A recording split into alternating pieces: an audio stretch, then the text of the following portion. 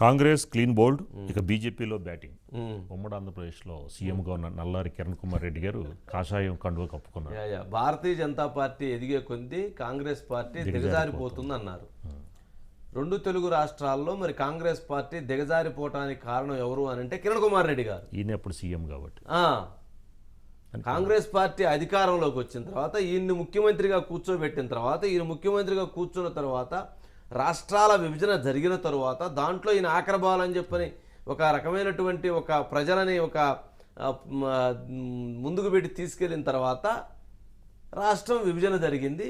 Congress party రెండు రాష్ట్రాలలో కూడా పూర్తిగా సర్వనాశనం అయిపోయింది. ఎవరు వీరికి ముఖ్యమంత్రిగా ఉన్న తరుణంలో మరి వీరేమంటున్నారు, కాంగ్రెస్ రాంగ్ డెసిషన్ తీసుకుంది, బీజేపీ ఎదుగుతా ఉంది, కాంగ్రెస్ పార్టీ దిగజారిపోతూ ఉంది. మరి వారిని ముఖ్యమంత్రిని చేసిన తర్వాత కాంగ్రెస్ పార్టీ మరి ఆ రకమైన పరిస్థితికి ఎందుకు వచ్చింది? ఆయన మీద నమ్మకం ఉంచితే ఆయన చేశాడని కాంగ్రెస్ అంటుంది. నమ్మకమా ఇంకోటని కాదు, ఏదైనా ఆ రోజు రాష్ట్ర విభజన జరగటంలో వారు తీసుకున్నటువంటి అనేక నిర్ణయాల వలన ఆంధ్రప్రదేశ్ రాష్ట్ర భవిష్యత్తు సర్వనాశనం అయింది. అవునన్నా కాదన్నా ఏ డిబేట్ అయినా సరే వారు చెయ్యొచ్చు. ఆక్రబాలు అని చెప్పి ప్రజలందరినీ నమ్మించి అందరికీ సెల్ఫ్ గోల్ వేసేసారు. ఇప్పుడు ఏపీ బీజేపీలో యాక్టివ్ పార్ట్ తీసుకుంటారంటే మరి ఆయన యాక్సెప్ట్ చేస్తారంటారా? ఏపీ వాళ్ళు ఈ బ్రహ్మాండంగా భారతీయ జనతా పార్టీకి ఒక అధికార బలం, ఒక కండ బలం, ఒక ఆర్థిక బలం, ఒక అన్ని బలాలు ఉన్నాయి. కావున ఆ బలాలు ఉన్నటువంటి ఆ బలంలో నుంచి కనుక ఈయన ముందుకు వస్తే ఈయనకు ఒక స్పేస్ ఉంటుందనేటువంటిది వారి అభిప్రాయం. ఆ అభిప్రాయంలో భాగంగా ఆయన చొరవ తీసుకుని అంత ఇదిగా దూకి పరిగెత్తే వాళ్ళు ఏం కాదు. ఆయన పరిగెత్తి చేసే లీడర్ కాదు. అన్ని బాగుంటే ఆయన మంచి గేమ్ ఆడగలుగుతారు. అంటే భారతీయ జనతా పార్టీ 2 స్థానాలు గెలిచింది, ఒకటి గుజరాత్లో గెలిచింది, ఒకటి ఆంధ్రప్రదేశ్లో గెలిచింది. ఈ 2 స్థానాలు గెలిచిన తర్వాత ఈరోజు ఈ స్థాయికి వచ్చిందని, ఆ రోజు ఉన్నటువంటి 7% నుంచి ఈరోజు 39%కి వచ్చిందని పర్సంటేజ్లో లెక్కలో గణాంకాలు మనకు విభజనప్పుడు కూడా ఎట్లాగే చెప్పారు. విద్యుత్తో మొత్తం అయిపోయి తెలంగాణ రాష్ట్రానికి ఏముండదు, వాటర్ ప్రాబ్లం వచ్చేసిద్ది, అసలు రాష్ట్ర విభజన తర్వాత తెలంగాణ ఆర్థిక భవిష్యత్తు ఆర్థికంగా అగమ్యగోచరం అయిపోతుందని చెప్పారు. మరి ఎక్కడ చూస్తేనే ఎన్ని పుష్కలంగా ఉన్నాయి, అక్కడ చూస్తేనే మొత్తం పోయింది. మరి ఏమంటారు దానికి? అంటే ఆయన బీజేపీలో చేరటం అనేటువంటి దాంట్లో ఆయన రాష్ట్ర ప్రజానీకానికి క్లారిటీ ఇవ్వాల్సిన అవసరం ఉంది. ఆయన ఎవరో ఎందుకనంటే రాజకీయ నాయకులు ఎవరు అడుగుతారు? వాళ్ళకు పార్టీ సపోర్టో లేకపోతే ఇంకోటి పెట్టుకొని ముందుకు వస్తారు కదా. ఎవరు అడుగుతారు? కాంగ్రెస్ పార్టీ నష్టపోవటానికి 2 తెలుగు రాష్ట్రాలు ఆయన కారణం అవునా కాదా? ఆయన విధానాలతోటే కదా.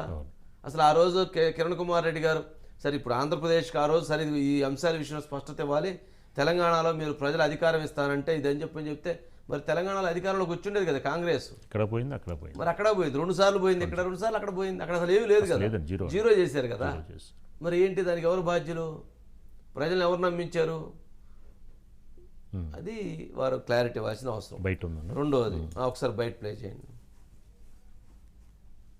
నేను ఇది రెండోసారి రాజీనామా పెట్టేది. ఒకసారి రాష్ట్రాన్ని విభజన చేసినప్పుడు మళ్ళా కాంగ్రెస్ పార్టీని బలోపేతం చేస్తాము, నా వంతు బలోపేతం చేస్తామనే ఉద్దేశంతోనే మళ్ళా 4 సంవత్సరాలు విరామం తర్వాత చేరాను. బట్ అక్కడ చూస్తే ఆడ పరిస్థితి రోజు రోజుకు క్షీణిస్తా ఉంది. కనీసం వాళ్ళు అర్థం చేసుకునే పరిస్థితిలో లేరు.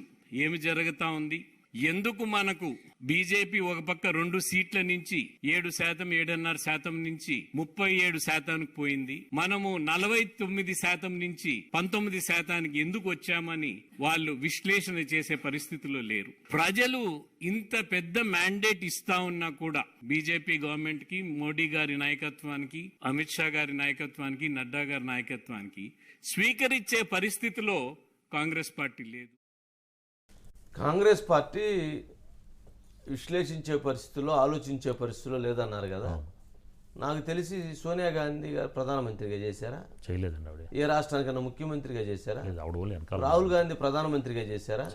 రాహుల్ గాంధీ రాష్ట్రానికన్నా ముఖ్యమంత్రిగా చేశారా? ప్రియాంక గాంధీ ప్రధానమంత్రిగా చేశారా? ఏ రాష్ట్రానికన్నా ముఖ్యమంత్రిగా చేశారా? కిరణ్ కుమార్ రెడ్డి గారు ముఖ్యమంత్రిగా చేశారండి. మన్మోహన్ సింగ్ గారు ప్రధానమంత్రిగా చేశారు. చిదంబరం గారు ఫైనాన్స్ మినిస్టర్గా చేశారు. అసలు పదవులను అనుభవించినటువంటి కాంగ్రెస్ పార్టీ వాళ్ళందరూ కాంగ్రెస్ పార్టీని పసక్కన పొడి చేస్తే కాంగ్రెస్ పార్టీ ఎక్కడ విశ్లేషించుకునిద్ది, ఎక్కడ ఇదైద్ది? అవును. కాంగ్రెస్ పార్టీలో పదవులు అనుభవించిన వాళ్ళందరూ నిజంగా నిలబడి కనుక పనిచేసినట్లయితే కాంగ్రెస్ పార్టీకి ఈరోజు ఆ పరిస్థితి ఉండదు. ఉండదు. ఎవరు కాంగ్రెస్ పార్టీకి నష్టం చేసింది? అందులో ఉన్న వాళ్ళే. అందులో ఉన్నవాళ్ళు నష్టం చేశారు తప్ప బయట వాళ్ళు చేయలేదు. సరే, మొత్తానికి వాళ్ళు అరుణ్ సింగ్ గారితో వాళ్ళ పార్టీలో చేరారు. తర్వాత చేరిన తర్వాత మొత్తానికి నడ్డా గారితో ఈవినింగ్ సమావేశం అయింది.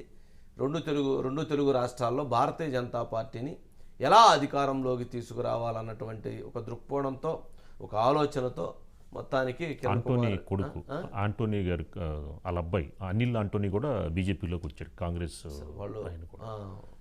మరి ఆయన కూడా సీనియర్ నాయకుడే. మరి వాళ్ళ అబ్బాయి ఏమో కేంద్ర మంత్రిగా చేశారు, మంత్రిగా చేశారు, లేదో కేంద్ర మంత్రిగా చేశారు. సరే, ఏదన్నా కానీ అందరూ ఇటు బీజేపీలోకి వచ్చేస్తున్నారు. నడ్డా గారి సమక్షంలో రెండు రాష్ట్రాల అధికారంలో తేవటానికి వారు ఒక ప్రణాళిక, ఒక ఆలోచనని, లాస్ట్ బాల్ని మళ్ళీ ఫస్ట్ బాల్ చేసి ఫస్ట్ బాల్కి తీసుకొచ్చి మరి మొదలుపెట్టినట్టున్నారు. మరి బ్యాటింగ్ ఎలా ఉండిద్ది అనేటువంటిది చూడాలి. అజిత్ గారు ఉన్నట్టున్నారు. అజిత్ గారు,